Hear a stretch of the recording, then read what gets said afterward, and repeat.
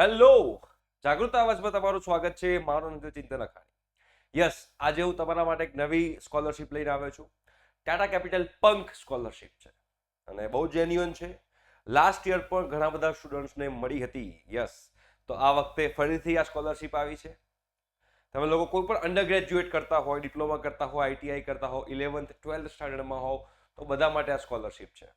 અને આવી same to same મેં બીજી એક સ્કોલરશિપ બનાવી છે, HDFC સ્કોલરશિપ, જેનો આખો વિડીયો તમારે જોવાનો બાકી હોય તો ડિસ્ક્રિપ્શન બોક્સમાં લિંક છે, તમે જોઈ શકો છો.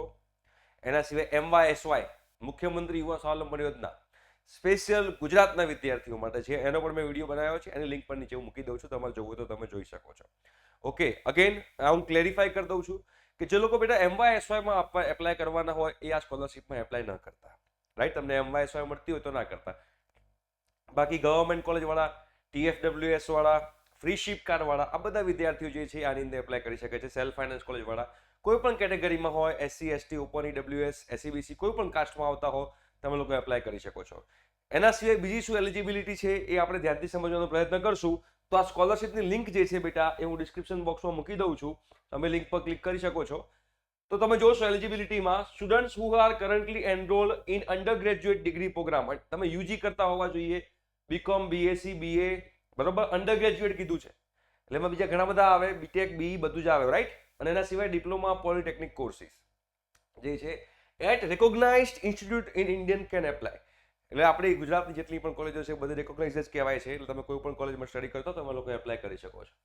તમારે પ્રીવિયસ સેમેસ્ટરમાં, તમે લોકો સેકન્ડ યરમાં હો તો પ્રીવિયસ સેમેસ્ટરમાં, તો 11th 12thમાં હો તો પ્રીવિયસ યરમાં, ફર્સ્ટ યરમાં એડમિશન લેવા જઈ રહ્યા હો તો 12th સ્ટાન્ડર્ડમાં તમારે મિનિમમ 60% માર્ક હોવા જરૂરી છે. પ્રિસીડિંગ યર, સેમેસ્ટર અથવા તો ક્લાસમાં તમારા 60% હોવા જરૂરી છે.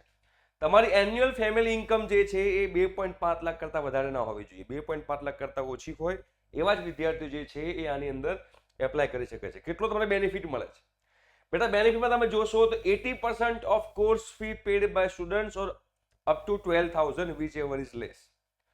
તમે જે ફીસ પે કરી રહ્યા છો એને 80% અથવા તો 12,000, એ બેમાંથી જે ઓછું હશે તમને લોકોને મળશે, રાઈટ. તમે જોશો તો એમાં ડોક્યુમેન્ટ્સ તમારે કયા કયા જોઈશે?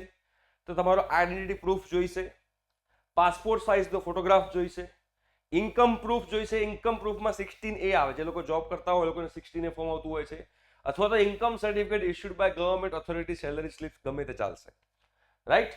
પ્રૂફ ઓફ એડમિશન, તમારી કોલેજમાં જે એડમિશન થયું એનું એડમિશન લેટર ચાલી જાય, ID કાર્ડ ચાલી જાય, બોનાફાઇડ સર્ટિફિકેટ જે છે ચાલી જાય, જેના કારણે તમે પ્રૂફ આપી શકો કે તમારો કોલેજમાં એડમિશન થયેલું છે, બરોબર. Current academic year fee receipt, આ વર્ષે તમે લોકોએ જે કોલેજની ફીસ ભરી હોય એની fee receipt, bank account detail of the scholarship applicant, તમારે બેંક એકાઉન્ટ ડિટેલ આપવાની છે. કેન્સલ ચેક અથવા તો પાસબુક કોપી. કેન્સલ ચેક મતલબ શું? ચેક હોય એની પર આમ કાપો મારીને કેન્સલ લખી દો એટલે કોઈ એ ચેક કોઈ યુઝ ના કરી શકે. કેન્સલ ચેક અથવા પાસબુકની copy. Marksheet or grade card of the preceding class, આગલા વર્ષની માર્કશીટ અથવા ગ્રેડ કાર્ડ જે છે તમારે આપવાનું છે. અને ડિસેબિલિટી અથવા તો કાસ્ટ સર્ટિફિકેટ જે હોય તમારે આપવાનું છે. તો આ જે છે બેટા એ તમારા ઇમ્પોર્ટન્ટ ડોક્યુમેન્ટ્સ છે જે તમારા લોકોએ ટાટા કેપિટલ પંખ સ્કોલરશિપ માટે યુઝ કરવાના છે. લાસ્ટ ડેટ બેટા એની 15 સપ્ટેમ્બર છે. એટલે ઘણા બધા લોકો કહેશે હજુ મારી એડમિશન પ્રોસિજર ચાલુ છે, કશો વાંધો નહીં. લાસ્ટ ડેટ 15 સપ્ટેમ્બર છે. જ્યારે તમારું કોલેજ ફાઇનલ થઈ જાય ને પછી તમે લોકો એપ્લાય કરજો, કોઈ ટેન્શન લેવાની જરૂર નથી. ઓકે, બીકોઝ આ 15 સપ્ટેમ્બર લાસ્ટ ડેટ છે. તમે એપ્લાયના બટન પર ક્લિક કરશો એટલે જોશો તમે તો અહીંયા આગળ અગેન પાછું તમે જોશો તો અહીંયા તમારે બડી ફોર સ્ટડીમાં તમારે એકાઉન્ટ બનાવવું પડશે. અહીંયા તમારે આધાર કાર્ડ વેરિફિકેશન કરવું પડશે. એકદમ જેન્યુઅન વેબસાઇટ છે, કોઈ જ ટેન્શન લેવાની જરૂર નથી. પાસ્ટમાં ઘણા બધા વિદ્યાર્થીઓને મળી ચૂકેલી છે, રાઈટ. અને સ્ટાર્ટ એપ્લિકેશન બટન પર તમારે ક્લિક કરવાનું છે. તમે જેવું જોશો તો સ્ટાર્ટ એપ્લિકેશન બટન પર તમે ક્લિક કરશો એટલે જેવી રીતે મેં આખું HDFC નું તમને આખું બનાવીને બતાવ્યું હતું કે કેવી રીતે તમારે એપ્લાય કરવાનું છે, એ રીતે તમારે અહીંયા આગળ તમારી પર્સનલ ડિટેલ નાખવાની છે, તમારી educational detail, family member, documents, references, bank detail, more about your self, અને બધી વસ્તુ જે છે કરી પ્રિવ્યુ બટન પર તમારે ક્લિક કરવાનું છે. એટલે તમે લોકો આની અંદર એપ્લાય કરી શકશો. જે લોકો HDFC ની અંદર એપ્લાય કર્યું છે એ લોકો શોમાં એપ્લાય કરી શકશે? હા, HDFCમાં એપ્લાય કર્યું હોય એ લોકો પણ આમાં એપ્લાય કરી શકે. બીકોઝ બધાને HDFC મળશે એવું જરૂરી નથી, તો તમે લોકો આમાં પણ એપ્લાય કરી શકો છો. બટ તમને MYSY મળતી હોય તો પછી આમાં એપ્લાય કરતા નહીં. આઈ હોપ સો કે તમે લોકો એપ્લાય કરશો.